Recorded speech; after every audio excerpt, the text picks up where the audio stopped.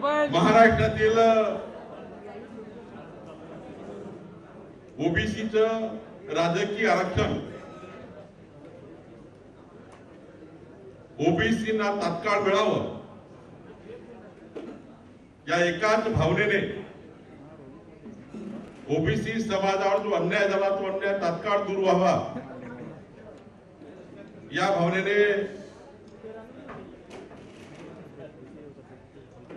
महाराष्ट्राचे ओबीसी मंत्री श्री विजय वडेट्टीवार जी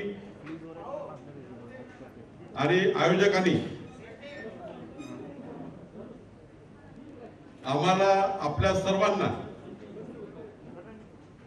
या व्यासपीठावर बोलवलं आणि या व्यासपीठावरून हे आरक्षण मिळण्याची भावना आणि लवकरात लवकर परत मिळण्याची भावना घेऊन इथून जायचं आहे। आणि या व्यासपीठावर उपस्थित आपले राज्याचे मंत्री माननीय विजय वडेट्टीवार जी, महाराष्ट्र प्रदेश काँग्रेस कमिटीचे अध्यक्ष आणि माजी विधानसभा अध्यक्ष नानाभाऊ पटोले जी, आमच्या नेत्या पंकजाताई मुंडे जी, आमचे वरिष्ठ नेते अण्णाजी गांधी साहेब, नेहमीच आपलं आयुष्य संघर्षात टाकणारे माननीय ठाकरे साहेब, उपस्थित ओबीसी समाजाकरता अहोरात्र काम करणारे बबनराव दायवाडेजी, माननीय राजेश ठाकरेजी, आमदार राजेश राठोडजी, महापौर विक्रांतजी, माननीय बाळासाहेब सानप, अरुणजी करमारे, बाळाजी शिंदे, व्यासपीठावर संपूर्ण व्यासपीठावर ओबीसी समाजाकरता अहोरात्र काम करणारे अनेक मान्यवर बसले आहेत। आणि मागच्या 2 दिवसापासून माझ्या बहिणी आणि आमचे सारे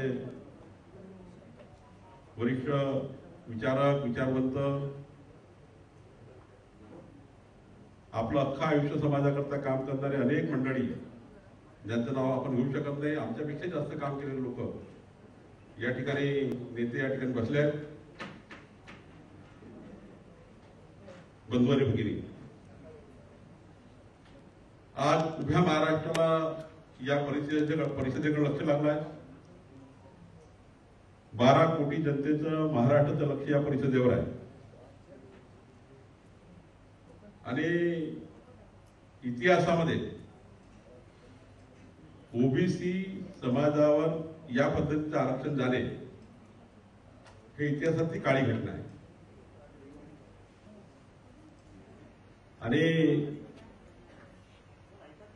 या संपूर्ण मुवमेंटमध्ये, कारण बाकी नेते बोलतील मी जास्त वेळ घेणार नाही, या संपूर्ण मुवमेंटमध्ये जेव्हा या आरक्षणाचा विषय सुरू झाला तर संपूर्ण मुवमेंटचा जास्त साक्षीदार मी आहे। जेव्हा 2018 मध्ये आता कोणी केस केली काय केली याच्यामध्ये वादाचा विषय होऊ शकेल, त्या वादाच्या विषयात मी जात नाही, पण 2018 मध्ये वडेट्टीवार साहेब जेव्हा ही हायकोर्टात केस झाली नानाभाऊ, त्यावेळी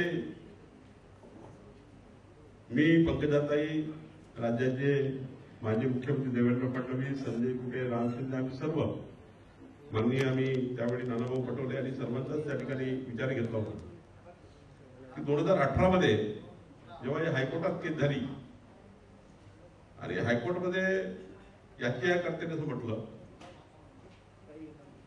की 11 मे 2010 मध्ये ओबीसी आरक्षणासंबंधी आरक्षणाच्या करता संपूर्ण आरक्षणाकरता के कृष्णमूर्ती यांचं जे घटनापीठ तयार झालं होतं, त्या घटनापीठाच्या मध्ये जे आदेश आले आहेत, जे आदेश झाले त्या आदेशाप्रमाणे महाराष्ट्रामध्ये रिझर्वेशन नाही। आजच्याकरता म्हणणं होतं की ते आरक्षण जास्त होत आहे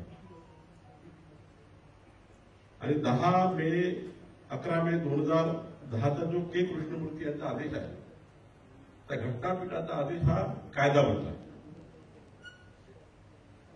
आणि याच्याकरता जे चॅलेंज केलं त्यामध्ये 3 गोष्टी मुख्य होत्या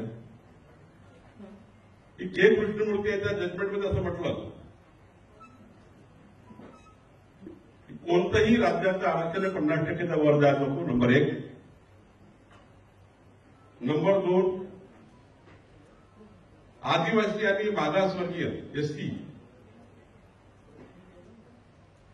अनुसूचित जाती आणि जमाती यांचं आरक्षण हे लोकसंख्येप्रमाणे द्यावं त्या जिल्ह्यामध्ये त्या विभागामध्ये, आणि उरलेलं जे आरक्षण आहे मग 50%च्या बदलं ते मागासवर्गाला द्यावं. आणि याच्याकरता तेच अफिडेव्हिट केलं. आम्ही खूप फाईट केली आणि सुप्रीम कोर्ट हायकोर्टमध्ये सांगितलं की राज्याने तेव्हापासून जे आरक्षण दिलं ते योग्य दिलं आहे, कायदेशीर दिलं आहे. त्या ठिकाणी आम्ही खूप पटवून सांगण्याचा प्रयत्न केला 2018ला सुप्रीम कोर्ट हायकोर्टाला, आणि हायकोर्टाने याचिकाकर्त्याची केस फेटाळली आणि राज्याला आदेश दिले की त्या ठिकाणी अनुचित निर्णय राज्य सरकारने घ्यावा आणि केस फेटाळली गेली. आणि मग 2019 मध्ये सुप्रीम कोर्टामध्ये जो हा विषय आला, हायकोर्टात फेटाळला गेला. हायकोर्टात आपल्या राज्य सरकारने त्या काळात जेव्हा आरक्षण दिलं होतं ते काळातलं आरक्षण हायकोर्टाने त्या ठिकाणी त्यात काही लक्ष दिलं नाही. म्हणजे हायकोर्टाने म्हटलं ठीक आहे, राज्य सरकार निर्णय घ्यावा. पण जेव्हा 2019 मध्ये ही केस आली आणि सुप्रीम कोर्टासमोर विषय आला तेव्हा साधारणतः राज्य सरकारकडनं सुप्रीम कोर्टात ही केस पाहण्याची जबाबदारी माझ्यावर होती. पंकजाताई ग्रामविकास मंत्री होत्या, त्यांनी प्रशासकीय आदेश वगैरे काढायचे, मी वकील वगैरे सर्व सुप्रीम कोर्टात हायकोर्टात लढायचं, आणि संजय कुटे, राम शिंदे आम्ही सर्व मंत्री म्हणून त्या ठिकाणी लक्ष घालायचं. अस्तिक गुप्ता त्यावेळी ग्रामविकास सेक्रेटरी होते आपल्या विभागात.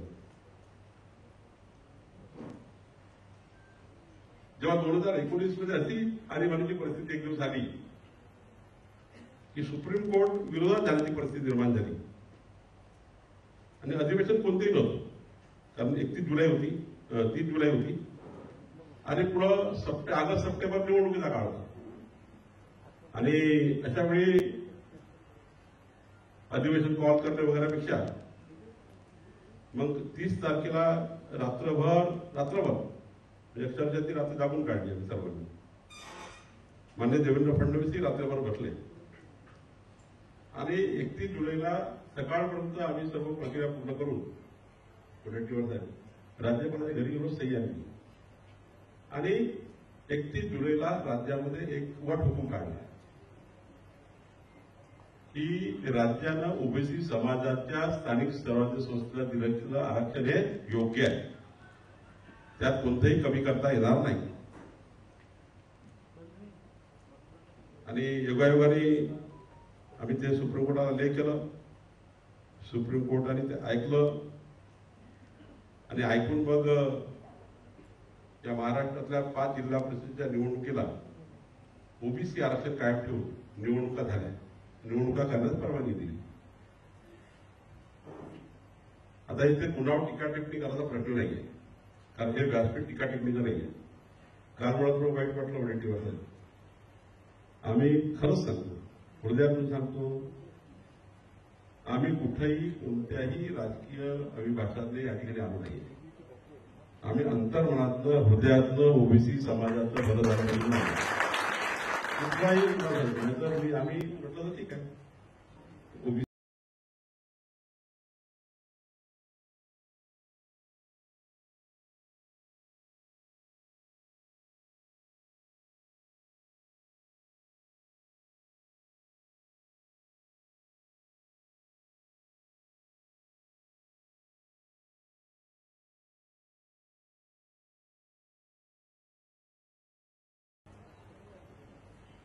पण टेक्निकली आणि जे आहे ते मांडून तुम्हाला सांगितलं पाहिजे, त्यातही कोणता किंतु परंतु उरू नये. आणि मी तुम्हाला हेच सांगायला आलोय की आम्ही पूर्ण पाठीशी आहोत. तुम्ही जे जे भूमिका घ्याल त्या पाठीशी आहोत, कुठेही आम्ही किंचितही गतीला होणार नाही. कारण सर्वांचा लढा हा अंतर्मनाने सर्वांचा लढा ओबीसीला न्याय द्यायचा. योगायोगाने महाराष्ट्र सरकार बदललं, माननीय नानाभाऊ विधानसभेचे अध्यक्ष झाले छगन भुजबळ साहेब ग्रामविकास मंत्री आणि बाकी खाते त्यांच्याकडे होते, कारण मंत्रिमंडळाचा विस्तार व्हायचा होता पूर्ण. वडेट्टीवार साहेब मंत्री झाले. मी आशिष जयस्वाल दोन शिवसेनेचे एक अपक्ष आमदार आहे आशिष जयस्वाल, त्यांना एक विचारायचं. मी स्वतः नाना भाऊ तुमच्याकडे आशिष जयस्वाल आले होते, त्यांच्याशी भेटले असतील, पण मी फक्त भुजबळ साहेबांना भेटलो. आणि मी भुजबळ साहेबांना विनंती केली की 31 जुलैला जो अध्यादेश काढलाय, वटहुकूम काढलाय, तो 31 जानेवारीला संपेल. कारण 6 महिन्याच्या वर वटहुकूम चालत नाही, त्याला कायद्यात रूपांतर करावं लागतं, नाही तो लॅप्स होईल. भुजबळ साहेबांनी आमचं 15 मिनिट ऐकून घेतलं आणि भुजबळ साहेबांनी आम्हाला आशा दिली की आम्ही तो वटहुकूम काही रद्द होऊ देत नाही. पण मला काल असं वाईट वाटलं या डायसवर, माझ्या नावाचा उल्लेख झाला म्हणून उल्लेख करावा लागेल, उल्लेख झाला म्हणून उल्लेख करावा लागतो, त्याचा उल्लेखाची गरज नाही.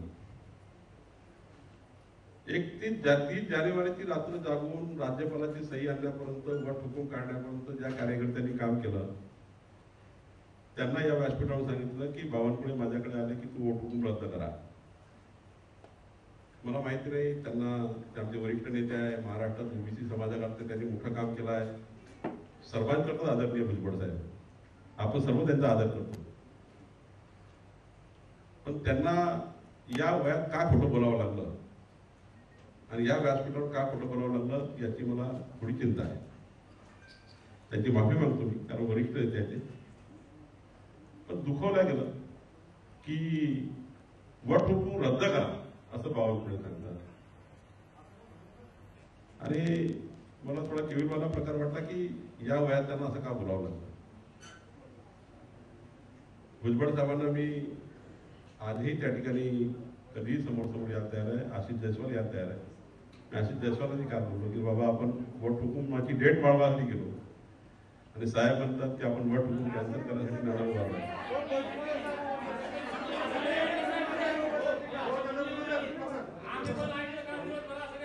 मी भुजबळ साहेबाविरुद्ध काहीच बोललो नाही. मी भुजबळ साहेबाबद्दल काही बोललो नाही. त्यांनी जे दाखवलं तेच बोललो आणि मी काही विरुद्ध भुजबळ साहेबांचा नाही आहे. भुजबळ साहेबांचा आदर करणारा नेता आहे. भुजबळ साहेबांचा जेवढा मी आदर करतो तेवढा माहित नाही कोण करतो. मी कधी भुजबळ साहेबांच्या विरुद्ध नाहीये. आम्ही सर्व भुजबळ साहेब, आम्ही सर्व लोक एकत्र आहोत, या व्यासपीठावर एकत्र आहोत, समोर त्या ठिकाणी एकत्र आहोत. पण माझी जे अंतर्मन चुकलं मी तेवढं सांगितलं आणि त्यात तुम्हाला वाईट वाटलं असेल तर मी क्षमा मागतो, कारण काल अशी भूमिका आहे.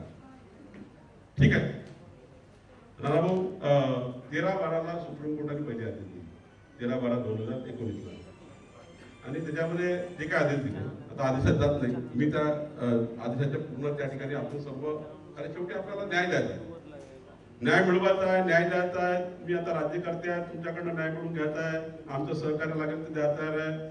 उभा आम्ही तुमच्या मागे जे म्हणाल त्या ठिकाणी ताकद उभी करायला तयार आहे. तुम्ही मोर्चा काढला, आम्ही हजर झालो. जालन्यामध्ये तुम्ही आवाहन केलं, आम्ही एकत्र आलो. मी आलो स्वतः. तुम्ही हे सांगितलं, मी म्हटलं महाराष्ट्रात तुझ्या मोर्चा काढा, आम्ही ओबीसीचा हक्का करता. 19/12ला आदेश आला, 19/12/2019ला आदेश आला आणि त्यांनी तेच म्हटलं सुप्रीम कोर्टाने. काय म्हटलं की राज्य सरकारने स्पेसिफाय करावं की के कृष्णमूर्ती जजमेंट तुम्ही महाराष्ट्रात फॉलो केला आहे. तर राज्य सरकारने त्या ठिकाणी राज्य जे के कृष्णमूर्तीने जे आदेशात म्हटलं आहे की राज्य मागासवर्गीय आयोग तयार करावा, इम्पेरिकल डेटा तयार करावा, ओबीसीचं आरक्षण द्यावं. आपल्यासमोरचा प्रश्न आहे, मग 19/12चे आदेश असो की 4/3चे आदेश असो की मग रिव्ह्यू पिटिशन फेटाळली, 3 आहेत सगळे सुप्रीम कोर्टाचे आदेश. आता आपल्यासमोर सर्वांसमोर खऱ्या अर्थाने ओबीसीला न्याय द्यायचा प्रश्न असेल तर सुप्रीम कोर्टाच्या आदेशाप्रमाणे जे आहे ते करून आपण आता पुढे गेलो पाहिजे. ही माझी भूमिका. तुमची भूमिका मला माहित नाही काय. कारण राज्य निवडणूक आयोगाने असंच पत्र दिलंय राज्य सरकारला की तुम्ही 11 मे 2010च्या के कृष्णमूर्ती फॉलो करा आणि त्यानुसार जा. महाधिवक्त्यांनी हेच म्हटलं आणि सुप्रीम कोर्टाने हेच म्हटलं. तर माझी विनंती वडेट्टीवार साहेब आपल्याला आहे, नाना भाऊ सर्वांना, व्यासपीठावरच्या नेत्यांना, की आता दोन भूमिका आल्या ज्या चर्चेमध्ये आल्या. एक कडे आलं की केंद्राकडून डाटा मागा, एक भूमिका आली की राज्य सरकारने डेटा तयार करा. या दोनच भूमिका वाढल्या जे मला वाटतं, जे मी कालपासून थोडंसं संध्याकाळपर्यंत ऐकलं. आणि पहिल्यापासून राज्य सरकारचं म्हणणं आहे केंद्राकडून डाटा मागू. कारण भुजबळ साहेब बोलले, वडेट्टीवार साहेब बोलले, मी बोललो वेगळं, त्या ठिकाणी फडणवीस साहेबांनी सांगितलं, नाना भाऊ बोलले, सर्वच बोललं. आता ते आज ते या ठिकाणी व्यासपीठावर आपण एकत्र आलोय. आता माझी विनंती आपल्याला आहे की 2011 मध्ये युपीए सरकारच्या काळात जी जनगणना झाली, त्या जनगणनेमध्ये जातीनिहाय त्या ठिकाणी जनगणनेचा प्रयत्न झाला.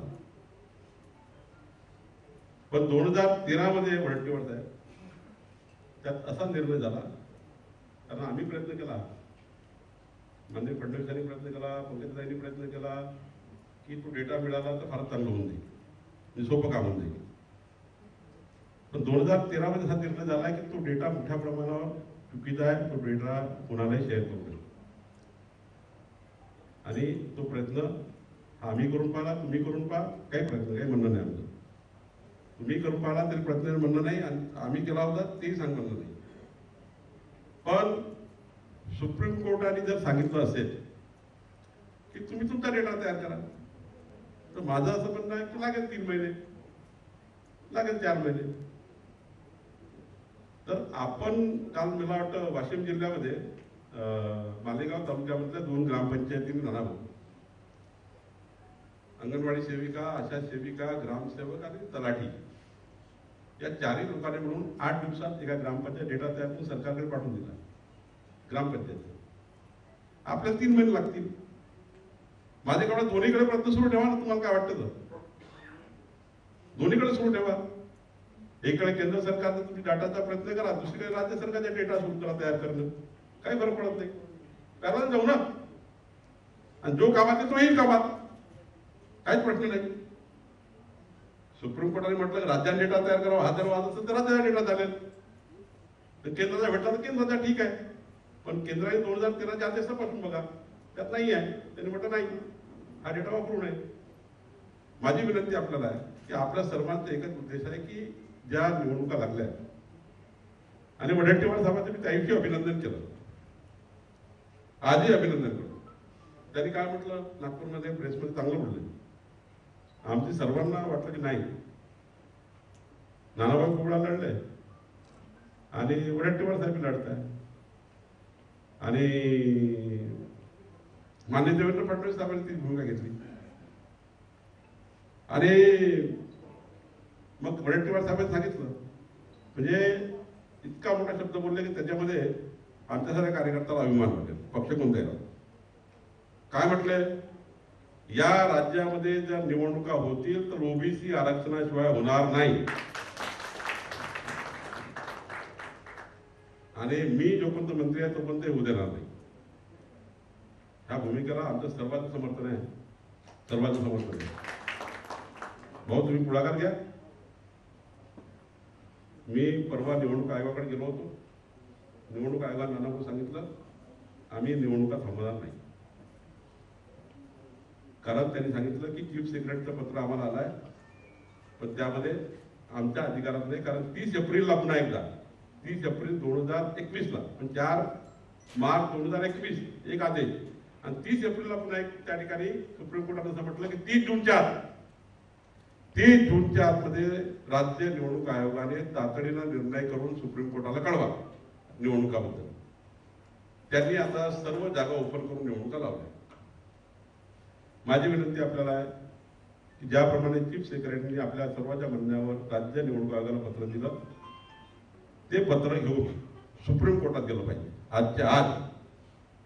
आणि सुप्रीम कोर्टाला पहिले विनंती केली पाहिजे की बाबा आता आमच्याकडे कोविड आहे, कोरोनाचं संक्रमण आहे, आणि आता डेल्टा प्लस येत आहे, आणि आता पुन्हा राज्याने काल निर्बंध वाढवले ना. पहिले तर काही शिथिल केले होते, पुन्हा वाढवले कालपासून, सोमवारपासून. आता राज्यामध्ये एकीकडे आम्ही अधिवेशन 2 दिवसावर आणलं आहे, राज्यामध्ये 5 वाजता 4 वाजता बंद करतोय. निवडणूक कशा होऊ शकतात? इतक्या सभा काँग्रेसच्या, राष्ट्रवादीच्या, शिवसेनेच्या, भाजपच्या कशा होऊ शकतील? आणि इतक्या मोठ्या निवडणुका, त्यामुळे पूर्ण मंत्रिमंडळ कामात लागणार, पूर्ण सरकारचे लोक येणार, आमचे लोक येणार, धुमाकाळ होणार.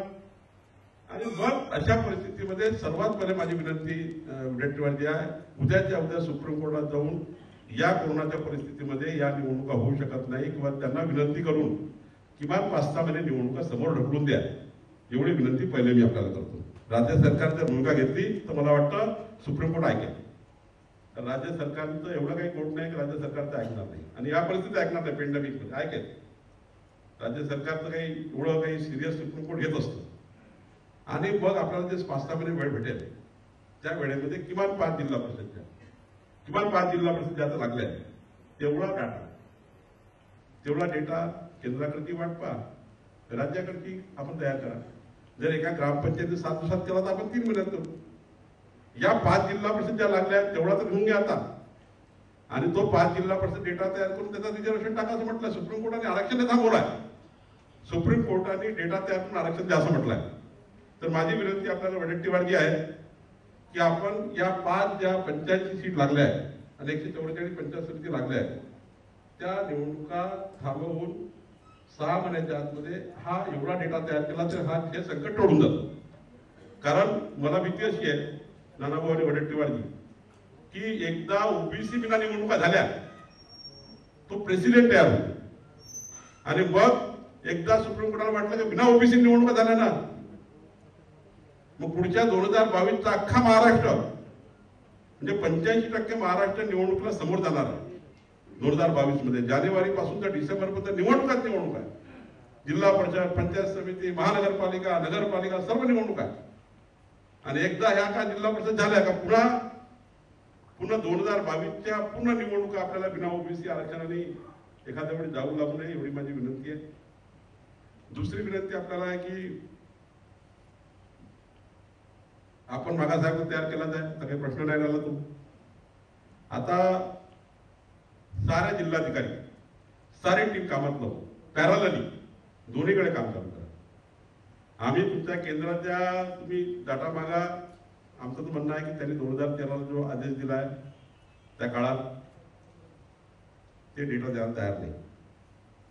आता मी प्रयत्न करून पाहिले, पंकजाताईंनी पाहिलं, सर्वांनी प्रयत्न करून पाहिले.